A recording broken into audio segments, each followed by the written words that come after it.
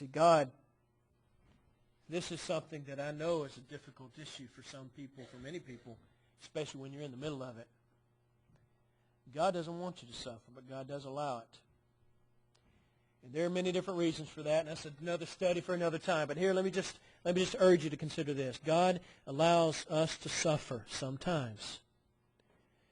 One reason is He wants us to realize there's something better than this world. Something better.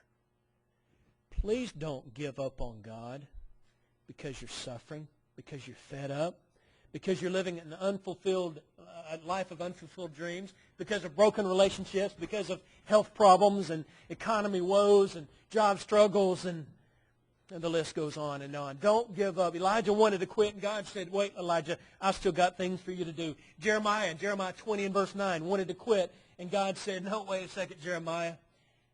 I've got more things for you to do. There were times when Paul, no doubt, wanted not to endure what he was about to endure, but God said, I've still got things for you to do. I want you to go, if you would, to Hebrews chapter 12.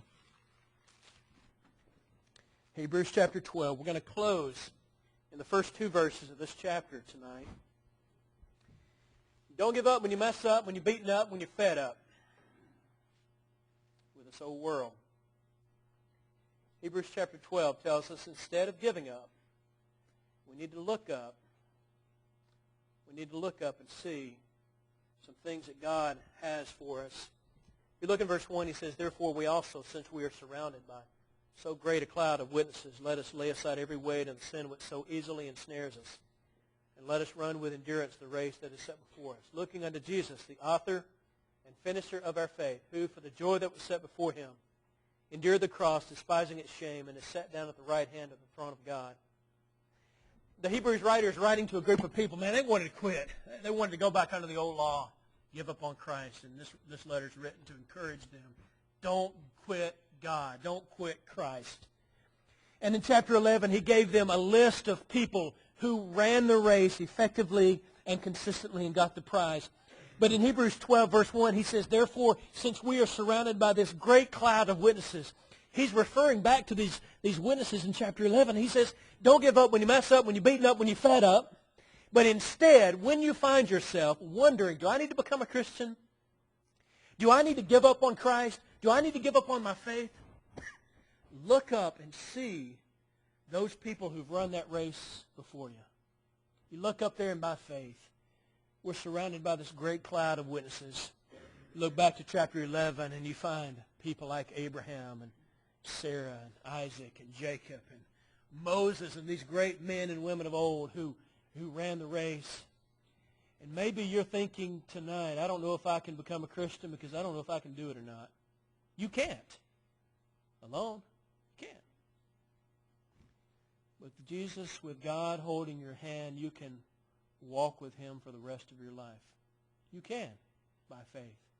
You see, you look up, and I love the image that's used here. It's an image of a race, and you're running this race, and you're wondering, can I do this? I don't know if I can make it. And you look over there into the crowd, and you see these people who are cheering you on, and you take another step, and then you take another step, and another painful step, and then a couple more, and a couple more, because you got these people cheering you on. Some of you tonight have people you love very much who've gone on to be with the Lord. I think you ought to draw encouragement from that to keep on going. There's nothing in Scripture that tells us that they can see us literally now. But I tell you what, if in any sense they can cheer us on, and if they're aware, which I believe they are, aware that they have loved ones back on earth, then in some sense they are cheering you on to take another step. Keep going. Maybe it's a mom or a dad or a sibling, a spouse, a child. Maybe it's a good friend, a grandparent, somebody you've got in heaven right now who's waiting on you to get there. Don't give up now. Keep on going. And if you're not a Christian, you got somebody up there who wants you to become a Christian while you have an opportunity.